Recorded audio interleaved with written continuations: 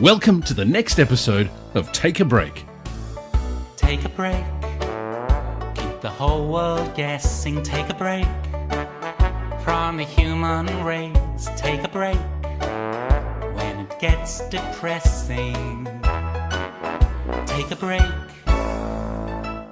Pat Armistead is a voice for all that is joyful. In this series, she brings a fresh approach to emerging consciousness. Through conversational, social, and emotional intelligence, she and her guests explore new models of leadership that embrace humour, empathy, and compassion. I'd like you all to lean in just a little bit closer today because I have something very special to share with you. I want to welcome to my space today the Heart Lady. She hails from New Zealand. She's an intuitive, a visionary, a seer, a channel for universal wisdom, a teacher of heart-centered awareness. She's a writer, speaker, and facilitator. Who is she? Her name is Janine Savient. Thank you so much for being here with us today. I am so delighted. And what a surprise when you popped in and you were all white and I chose black. But what we're doing today is not about black and white. You know, we're far from it. Yes. So Janine, thank you for joining me, and yeah, welcome to the program. It's good to have you as a guest. Really pleased. Thank you so, Pat, for this wonderful invitation, and I really enjoy being invited into your space, and I'm so looking forward to this time together because, yeah, the joy that comes to me from you is always a trigger for me to move into various spaces and deeper spaces in myself. So I'm looking forward to sharing today with the viewers whatever rises, whatever happens here. Yes, yeah. I want to set the table, if you like, for where we might unfold from. And I'm reading from Eckhart Tolle's book, A New Earth. And the piece I'd like to share is this. When faced with a radical crisis, when the old way of being in the world, of interacting with each other and with the realm of nature doesn't work anymore, when survival is threatened by seemingly insurmountable problems, an individual human or a species will either become extinct or rise above the limitations of their condition through an evolutionary leap. This is the state of humanity now, and this is its challenge. Totally agree with that. Totally agree. And so here we are today. I feel like on a cusp. In the heart, there are valves in the heart, as you would know, and they call them cusps, right? And those cusps are in constant movement, really, opening and closing to allow the blood to flow through the various chambers. And it feels a bit like that to me, that there's this incredible movement. At the moment, it's fairly contained, but it's the force is there, right? That pumping force, that driving force, that energetic pulse, the stimulus, and I want to talk about this later, but the sustainability of the nature of that, I think, can be very heartening for us today, particularly talking to yourself. Yes. So here we are, as I said, on this cusp of an evolutionary leap. And you've been saying for some time that you've been present to it most of your life. And you shared that you know life as a multi-layered experience. Can you expand on that for us? Absolutely. So a multi-layered experience is when you realize that the physical representation of this life, this physical reality, is only the tip of the iceberg, is actually the illusional part of this reality, and that the reality, that real is found within us, that reality is found within each of us. So that's what I mean by multi-layered, where we look out there and we get caught up in out there, and we get distracted and we don't come back in, or we don't even realize that in here is where the truth is, where reality is. And then if we do start to realize that, if we read that, if we have a conversation about that, and we start hearing, and it comes to us that to go inwards is where we need to be. This is where we'll find truth. This is where we'll find the reality. Most people don't know how to do it. They don't understand that journey inward. So they stay outside of themselves. They stay fixed on what they've always known. And that global narrative, especially now more than ever before, is designed in a way to keep us distracted from ourselves, to keep us from knowing what the treasures, what the gold is within us right here. Excuse me. And, you know, speaking of gold, Pat, like you showed me something before that had the gold in it, and I said to you, you know, moving into this emerging, yes, it's beautiful, moving into this emerging new world that's happening right now within us. It's all about the gold frequency of pure love, and that is where we're headed now, and that is what we're learning about ourselves now.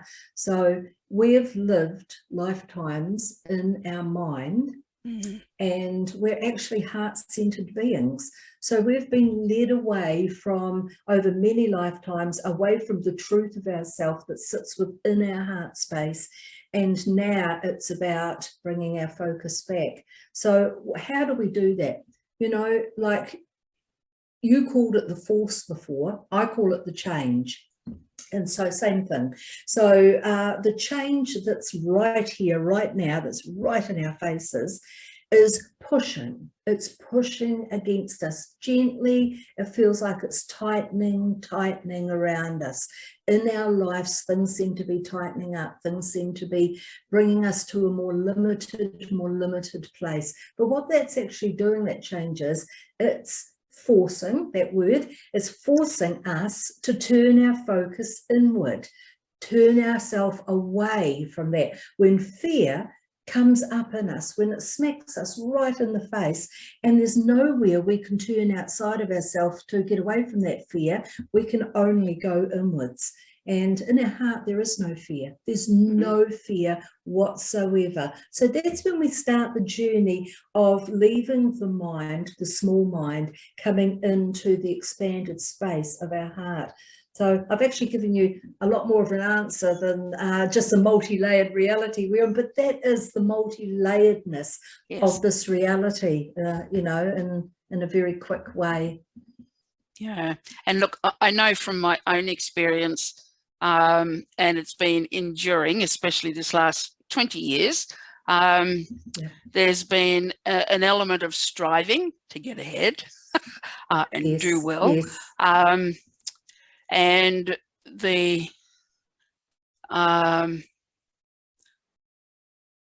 in the past, I wanted to be a winner, but behind all of that, I wanted recognition, and I sought it externally.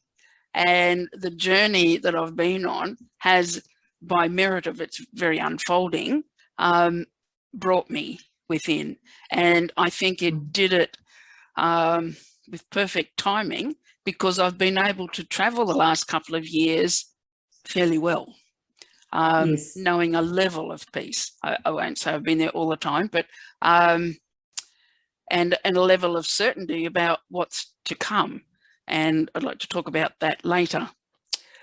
We have around us so many people who are waking up, some by choice and intention, that they're holding an awareness of there's more here than seems to be apparent, and some by merit of their current experience. And I think in the past, a lot of our evolution and change has been brought about by the whack. You know, we get a slap, life gives us a backhander in some form, which wakes us up to something. I've always thought down the track, and I don't know how far away it is, but we won't need that in the future, because we will be in a level of experience where that won't be required, because we'll have become all-seeing, all-sensing. I know for myself, I toured with Patch Adams in 2004, and I became so connected to my multi-sensory self. I experienced it all, and it was a sad, glad experience. And I arrived back home feeling so vital and live because I'd experienced it all. And for me, I'd like people now to be getting some of that experience, even though we've got this reality. So some are waking up, some by merit and choice. And I've been fascinated to hear that you, like David Martin, say you were born awake. So what do you mean by that?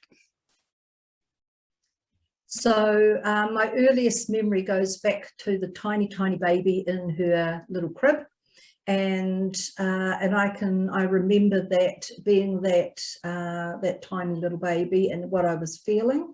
I remember lying in my crib in this funny little sack thing that Mum used to put me in, that I couldn't get my hands out and scratch myself. You know how babies got no control over their hands, and I didn't like it at all. I fought with that sack thing because I couldn't move, I couldn't expand out, I couldn't feel anything around me while I was in that. So I remember that level of frustration at the limitedness of myself, and realizing later on as I grew up that I was actually resisting and struggling against being in a human body. And but it came out as being in that bag, and then from there I always, as I went through life, like little girl, 4-year-old, I popped into a church one day. We had no religion in our family whatsoever, and I'm grateful for that, because for me religion doesn't work. I embraced life instead, and all of life. But I popped into a church to see what it was like, to see what people did in there. I sat in a back pew, just snuck in. I remember the doors were so big and heavy, and I had to clamber up onto the seat to listen and see what was going on in there. And I couldn't believe what I was hearing, this man up the front and in this long cloak thing. I couldn't believe what he was saying to people. And it was like I was feeling like he had them restrained, constricted into his belief and not their own. So I could feel their restraint in there and their stiffness. To a little girl, it felt like every one of them was a cardboard cutout, no depth and very, very stiff. So I didn't stay for long. I just got down and managed to get myself out again. And then as I went through life, I could feel into people, and I could feel that so often what the adults would say to each other wasn't what they were feeling. And so I very quickly learned that and sometimes the adults actually believed what they were saying, even though I could feel within them that it wasn't their truth that they were holding. And so I never fitted within the area that I lived in, within my family, within the area. And from a very young girl, I was known as different, and had many labels given to me growing up. And but you know, that never seemed to bother me whatsoever. So it wasn't until I was 19 years old and I stepped into my very first spiritual group, and here were others in a group that were like me, and I stayed with that group for many years, because it's like I had family around me. And you know, so that's what I mean by being awake, is that I never fitted into this reality. I saw through the controls right from a little girl.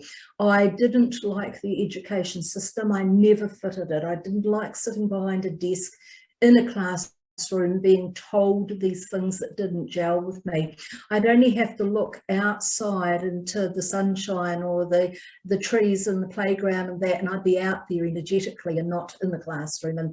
And I've never liked the medical area of our world either, the pharmaceuticals, the drugs and all that. I know that for every drug there, you've got to have another half dozen drugs to counter the side effects. And you know, and it's just the same with every area of society. I've never ever had a pull to any of it. And I've wondered so many times what the heck I'm doing here. What am I doing in this world that I just don't fit? You know, well, of course now, many years ago, I realized what I was doing here, like so many others. But that's what I mean by I came in here. I didn't have a time where I went through something big and woke up. I seemed to come in here awake, and you know, that's been my whole life. In my experience, there's been remarkable change since 1995. We had the wave of positive psychology come forward. We moved out of that depressed model of mental health into this positive psychology developmental era. We had the development of conversational, social and emotional intelligence, which so feeds into our current reality and has certainly informed me hugely around how to enhance how I be in the world. And all of these new learnings have been a part, I think, of this emerging consciousness we've just been introduced, and none of these have been taken on like globally. There are still people who don't know about positive psychology, but there's this evolving thing, and it seems the more contrast that's out there, then the more we see my experience, the more I see paradox and synchronicity, challenge and support. And for me, it's come closer and closer. There's a time where I might have had a challenge, and sometime later, could even be days, then the support would appear. But now it's like this. And the reality of that is remarkable, because it's provided me personally with, I can think, all right, I don't see oh, there you are. You know, it just pops in like that. I can't see the way. Oh, thanks. Here it is. So your pathway, or your contribution to this pathway, has been about heart consciousness. So you've already given us an insight into some of that, but can you expand on that? Certainly. Oh, absolutely. So in the last 10 years or so, I'll go back a bit further very quickly. When I was young and I was growing up, my mother was a very heart-centered person, and she lived for her children. And I was the only daughter, and I had 3 brothers. So her and me had quite a special relationship. And from a young age, she taught me how to belly laugh. You know, so many people don't know actually how to laugh out loud, roar from deep in their belly and just let it out, you know. And the vibration of that is just so delicious, so delicious. And she also taught me what love was, because she was always there for me as a mother. And so I had that influence, that example around me my whole growing up life, of this mother who just absolutely loved me, and like not spoiled me or anything like that, but just absolutely loved me unconditionally. And right at the time, I didn't even know. Often friends would say to me, "I we wish we had your mother." I heard that so many times, and I'd love to swap mothers. And they'd even ask her if she could adopt them, you know. And I always thought, that's a bit strange, you know. But in hindsight, looking back, she was just a walking, beautiful love love being. And so so I learned from a very early age all about love and laughter. And so then I went through my normal teenage years. I rebelled because I didn't fit society. In the teenage years, I rebelled. And then growing up into, it was probably in my 40s when I started to really embrace the feeling of love again. And then in the last 10 years, I've really opened to it, realizing that I'm confused by this world if I live it in my mind. This came, 10, 12 years ago, a wee bit longer. I get confused by this world if I live in my mind, but I don't from my heart. Yeah. When I move into that expanded place in myself, I come present right into the moment. I feel the expansion of being here present in this moment, and I get an overall view of what this moment holds. So I don't step out into the dramas, into the world play, whatever experience is happening. I don't step into it and get all tangled up in the energy of it. I instead take a step back, take a breath, and I feel the love within myself. And I often say to people, and in that moment, you just ask yourself, I don't have to ask now, I just go there, but ask yourself, what would love do in this moment? How would love respond in this moment? What would love say in this moment?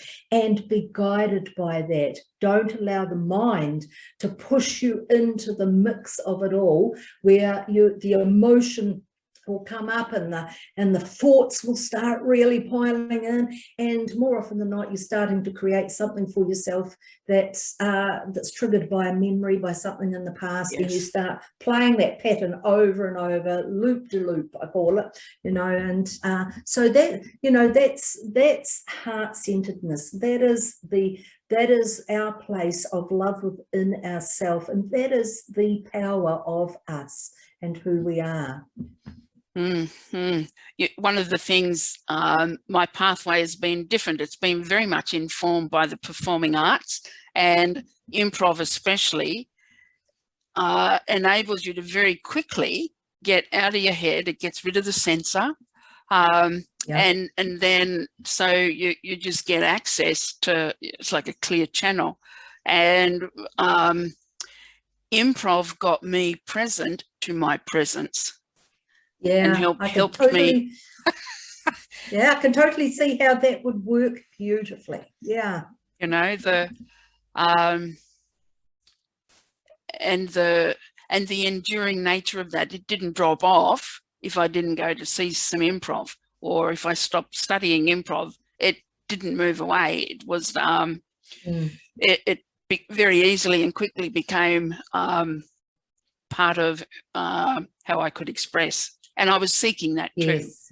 I wanted my words to always be a balm in any context, and I found it really easy on the page, not always as free in spoken word. So there was a pursuit for that. And look, I love how you referred to the belly laughter. I 20 years ago became an accredited laughter yoga teacher. Yes. And that's one of the exercises we do there. But I interviewed somebody of note, not all that long ago, quite famous, had a 13-year-old boy, and it was for the Laughter Channel, that other program that I ran, and he could not remember ever having a belly laugh. And that's sad. I was dumbfounded. I'm like, really? And we won't talk about it here, but I love Clarissa Pinkola Easties, and she talks a lot about the feminine and getting into the raw bones of who we really are, and the sexual and sensual nature of belly laughter, and how it's unique to women, that aspect, how we can gather in a circle and roar our heads off at things that men might not necessarily find funny. One of her stories is about Coyote Dick. but we won't share that today. I don't know if you know. Yeah, sure. you'll have to share. You'll have to share it sometime now. Yeah.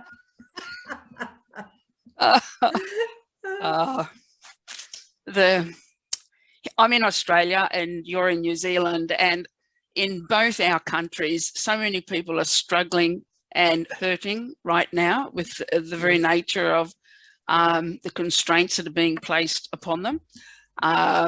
Pretty forceful experiences for anybody. And I know many people I've talked to and, you know, invite them to hold space. They don't know how. And you made reference to that a little bit before. You may have come across him, the Qantas pilot who Yes. right?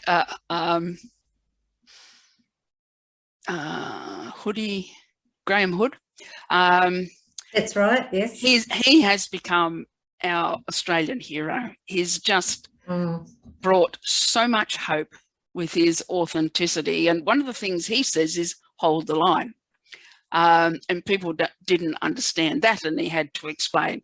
So for a lot of people, this idea about being, it's not really self-managing, but I'll use that term, that we can be in a place of mastery about how we respond and react and being at choice. And then how do we sustain that? So I love the word equanimity. You know, it's about being able to go with what's happening, and you're riding the wave. You're not being subjected to the peaks and troughs. You're able to just ride it out. For anyone who's new to this space, are there any conscious practices or thoughts that you have that might support people to develop that sustainable factor? Absolutely. So the first thing anybody that's fairly new to this has to understand is that they are not a victim.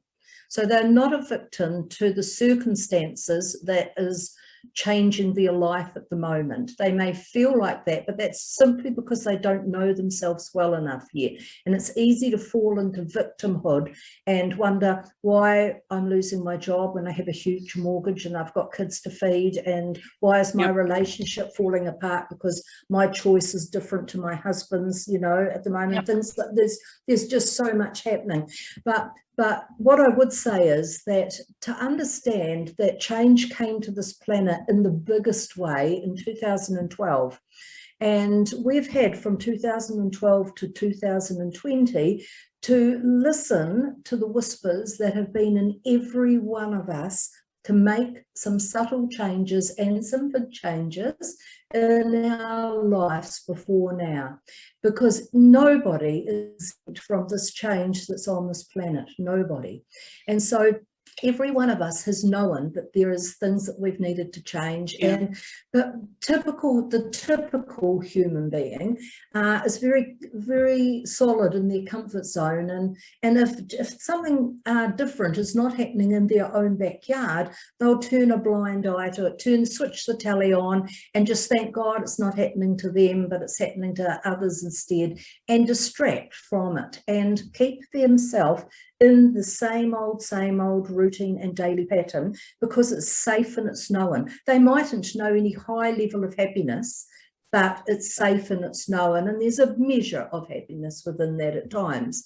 So now, of course, so I needed to just put that bit in so that now that the time has run out for the gentle opening into change and doing something. Now it's slapping us right in the face and we can't turn from it. Now they've got to understand that they're here because they have to change. And how do they have to change? Well, their life's falling apart around them, so they have to adapt in some way.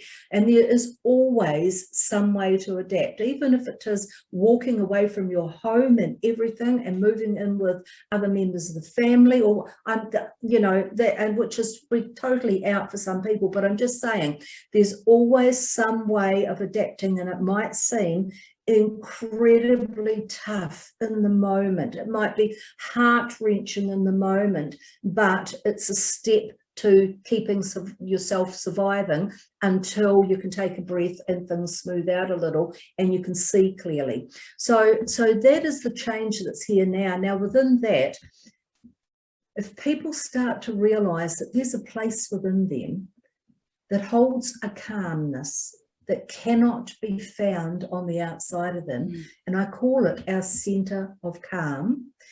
If they can discover that place or go to somebody who can help them move into that place, they learn to take themselves there anytime they feel they can't cope, anytime life is getting too much for them. They know that and after a bit of practice, with a breath, they can be there, they can feel that place, the place of time out, you know, and from there, they can get a perspective, a more expanded perspective on that moment, on that experience and that situation and what's happening for them. So it's about courage to look at ourselves and what stopped us making change over the years and what is trying to stop us now making change. The aspects of us that will rise and push blame out there instead of owning what we're feeling in here. It's about commitment to learning about ourselves. Who are we? What are we? What is this all about? Why are we here? The big questions, you know, that every one of us has sitting within us at times. And so it's about going on that journey, and that journey is learning breath awareness, learning that the mind is the software for the programming that this entire reality is held under at this time. It's fed images, it's fed words, it's fed from every area externally into us, into our mind, and then we take care of the details because we go into our fear, our doubt, our resentment, our anguish, our jealousy, you name it, our rage. We go into all those areas of ourselves and we create the world that we don't want. So, you know, it's about understanding that to move away from the small mind more and more, to understand that the mind is the storyteller. It's what I call the storyteller. It'll take us into any story, any memory, and build on that. And to just, through breath awareness, through understanding that the body heart awareness from the neck down. I often give to my clients the vision that, say you're standing in the ocean and you're up to your neck in water. So you're like an iceberg and all you can see is the tip of the iceberg. So your head's out. That is just pretend that is the programming.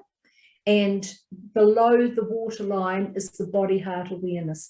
And the body heart awareness is your radar, it's your antenna, it's your receiver and your giver of the flow, the field, the flow, the vibration that we're in here. Now, of course, this is as well, of course, but it gives them two areas that if they're beginning to understand that if they bring from their breath, they breathe down into their body. If they can feel that breath as like light energy, beautiful golden, soft, liquid light energy, moving through their limbs and moving through their organs and moving through every cell in their body. And it takes a bit of practice, but that gives the mind something to do while they're bringing themselves into a state of relaxation. And then they find this center of calm. It's like, oh, gosh, I can breathe for a moment. And from there, with a bit of practice, that is the start of learning that they are so much more than what they may have ever known before that first practice. And that's the start of the journey. Well, I've discovered the center of calm. What else is in there? Who else am I apart from this? What else can I do? You know, and as we open to ourselves and as we discover the enormous, the magnificent power of ourself, our world around us changes because it's a reflection of how we're feeling. And that's so hard for so many people to understand. But we create our life, and in any form it comes, it is reflecting a part of us. So when we change, we start viewing life very differently. And instead of seeing all the heavy, all the dark, all the parts that will bring us anguish, we start to see the beauty, we start to see light, we start to see the playfulness and the joy and the love that's still all there, you know. So it's, and that is our choice. It is our choice. Mm-hmm. One of the things that you say quite often is sacred connection to the heart. And I'm wondering, is that where, would you say that that's where our spirit lies? So I would change the wording of that, and I would say that is who we are. So we are in that space, and we're encased in a physical form. Mm. And as soul, we are actually outside the physical form, but through the portal of that place, that is our way in, through, round into this reality, this physical reality and this tangible experience we came here to have. So that is our portal in and our portal out. And it's the toroidal field of liquid golden light that's forever moving through and around us in all direction. So this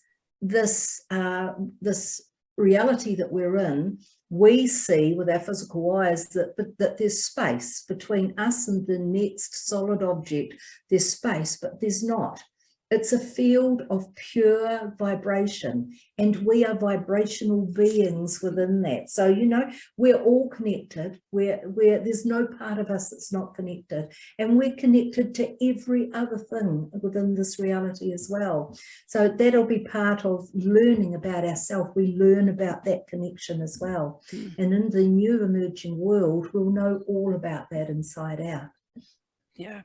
Yeah, I remember on my tour with Patch Adams having that heightened again multi-sensory experience as you know, we walked in and out of all these orphanages, people in children under 16 in very impoverished conditions, and we brought joy into those space, but we also we experienced everything in all of those encounters, and there was no plan. There were no instructions. Some people were performing clowns and could walk on stilts or do other amusing things, but in the main, I remember Patch said to us, don't come because of me, come because you want to find and spend your clown self, come because you want to experience the disparity between rich and poor. And it was like he led us into the experience, and off we went, and we each had our own experience. It was actually nothing to do with Patch Adams. No. And I'm a makeup artist, and after about 2 or 3 days, I knew I could have equal impact if I only had 2 little dots on my cheek, or if I drew a couple of tears down one cheek. I could use all of my energy and one little thing to evoke the kind of responses that I thought I'd like to try out. Yes. 20 years ago, I had a series of losses. And as I moved out of that, thoughts that surfaced, repeating thoughts that had been there, but not uppermost in my mind, were, I'm not worthy, I'm not good enough. And if all this happened to me, I must be really bad. And as you'll appreciate, I know, that led me on, because of a couple of choices I made, one of which was, whatever comes up now, I'm going to it. It just led me to this enduring, extraordinary healing journey. And, you know, improv helped me get very clear on my choices, helped remarkably with decision making because I just had more access. And I just see now there's a lot of what people are experiencing, I think, is as a result of that past conditioning. And the way we've in the past tolerated the intolerable. So many people share stories of, you know, some event back then, which they tolerated for a long time. And then for me, the realization has been, look at what it's led us to now. So we're on the edge of something pretty remarkable. In fact, I actually see we're already in it. I remember when this COVID experience first happened, and I saw Dan Andrews doing what he was doing to Victoria, and I was incensed. And I carried that for quite a few weeks, and I thought, right, Pat, what's that about? And I went and looked at my own journey, and I thought, I get it. You have had so much injustice in your own life. Now it's being demonstrated large scale. And of course, your whole interpretation is experienced by that. And so then I was free.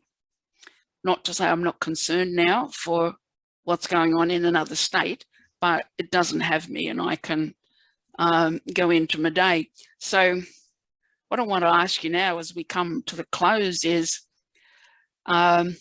we're still in this, like, for many people, they've got two legs in the other world. Some are straddling, and that's pretty precarious for many. And others are on quite a solid journey to find this next level of consciousness. So I'm wondering what's your vision for what you see lying ahead for us, please? Oh, absolute incredible beauty, a world that is designed by us to fit us 100% as pure light beings of divine love. So in one sentence, that is it. But to get there, we have to look at ourselves, acknowledge every aspect of ourselves. We have to acknowledge those aspects that have brought us through many lifetimes of deep, deep pain, anguish, and struggle, and this lifetime as well up to now. We have aspects that we've created within ourselves, fractals of our soul energy, that have helped us survive in the toughest of times. But those aspects are being retired now. Retired, not away from us, we can never release a part of ourselves, retired back into the heart of us, where they return to the light of us. So whereas they held us down in their heaviness at times, you know, in these different aspects of doubt and loss, you know, of fear and all that, now they're going to lift us up in light. Because in the new emerging world, which is coming through each of our hearts, as we open to ourselves, as we step more and more into our truth, these beautiful aspects aren't required in there. They vibrate to a too low a density, so we need to bring them back into the light of ourselves and raise them up as well, thus raising ourselves up, excuse me, thus creating around us that new world that is already here, that birthed in 2012, and we just haven't seen it because we didn't go through, a lot of us, or most of us, didn't go through the changes over those years until it's come right now and slapped us in the face. So that world is a natural world. So it's completely natural in everything, even in its technology. It is quantum technology, which is connected to the quantum field of us ourselves. So everything is natural in that world. And for many of us, we don't even know that we've been led away from a natural world into a very unnatural world until very right now, until the last few months. I mean, living in concrete, living in concrete jungles and cities crammed together in suburban housing that you could just about put your hand out one window and touch the neighbour in the next house. All the natural land being taken away around the houses so that you can't even grow a veggie garden now in a lot of places in the new developments and that. Every part of our life now has been leading us away from where we are most deeply connected, because Yeah. we're children of nature.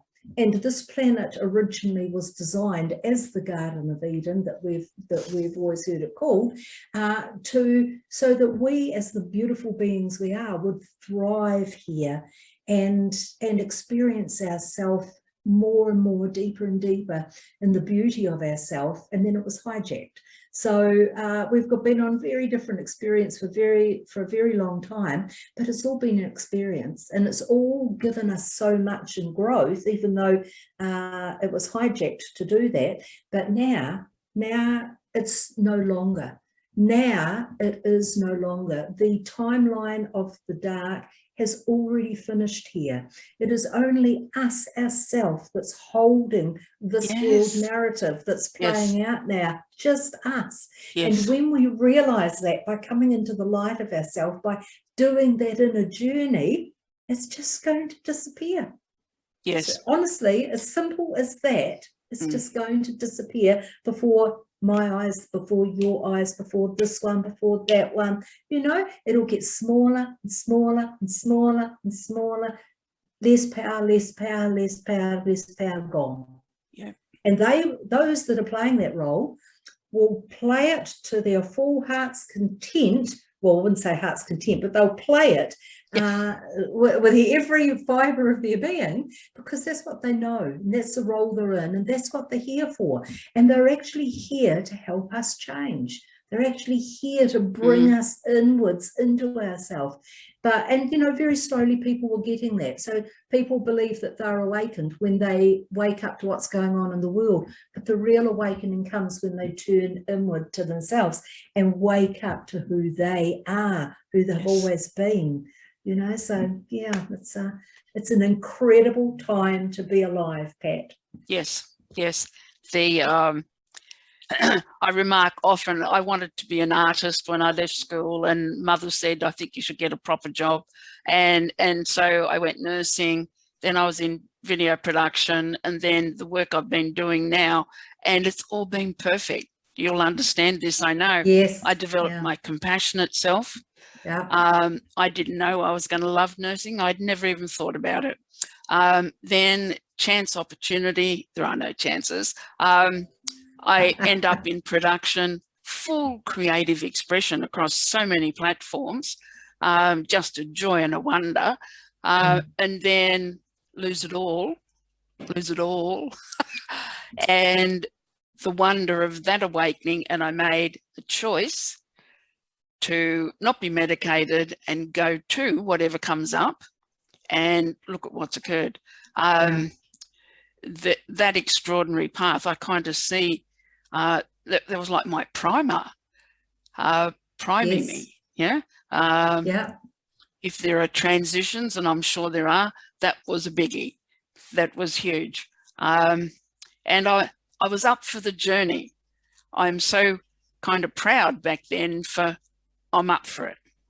And I've seen so many people who don't know the way. We don't know the next step sometimes, but we're up for it. And in that space, then I think we attract the people, the circumstances, the events that we need in order to get the next learning or the next step. Always. Yes. Janine, always. Thank you so much. It's always wonderful to engage with you. As we close off, is there a favourite quote or saying that you have that you would like to share with people as we go to a close? Oh, I haven't really got a favourite quote, but what comes to mind right now is when you live to love, you'll love to live. Okay, yeah. Simple. Yes. Oh, thank you so much, Janine. If people would like to connect with you, and I'll pop this up in a title on the video, where's the best place for them to find you? It's www.theheartlady.net, and they can also look me up on Facebook because I have a following on there as well. Yeah, so lovely. I'm on the other social medias too, but Facebook's my main one at the moment. Yeah. Okay. I'll pop those details on the credit somehow. Thank you. I'll include those. And it's been a wonderful time spent with you, as it always is, Pat. Thank you very much. Thank you. Thank you, everybody, for listening today. Yes. Yeah, I think so many conversations now are so important.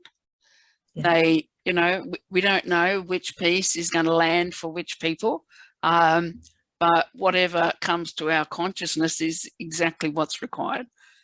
Someone, it'll land for somebody. Yes. Thank you so much, and we'll talk again. Thank you. Lots of love. Bye. As we come to a close, I want to share with you another piece from Eckhart Tolle's book, A New Earth, Awakening to Life's Purpose. So let's go back in time just for a moment. Earth, 114 million years ago. One morning, just after sunrise, the first flower ever to appear on the planet opens up to receive the rays of the sun.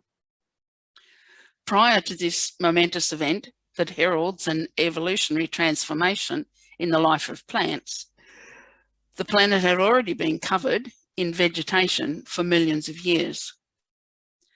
That first flower probably did not survive for long, and flowers must have remained a rare and isolated phenomena, since conditions were mostly not yet favourable for a widespread flowering to occur.